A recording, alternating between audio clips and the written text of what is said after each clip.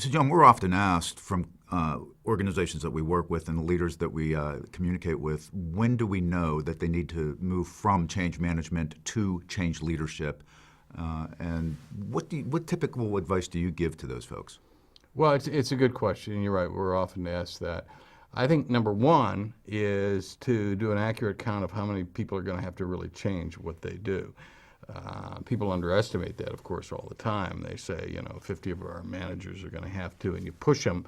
And then, well, okay, yeah, a lot of people in the sales force are going to have to do, and oh yeah, IT people, and you start adding it up, and it's a much larger number. If you do that honestly, I think when you cross maybe 20% of the total population you're dealing with, it starts to become shaky on just doing the change management stuff.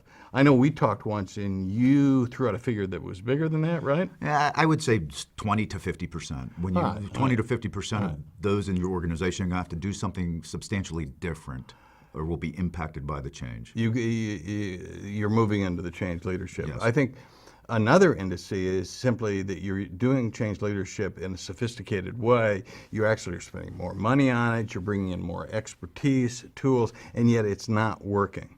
And oftentimes we just know that when the stakes are extremely high, that's another indicator.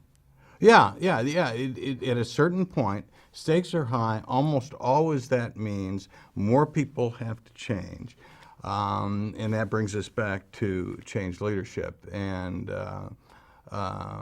people underestimate the stakes involved in a rapidly changing world. I'm convinced all the time.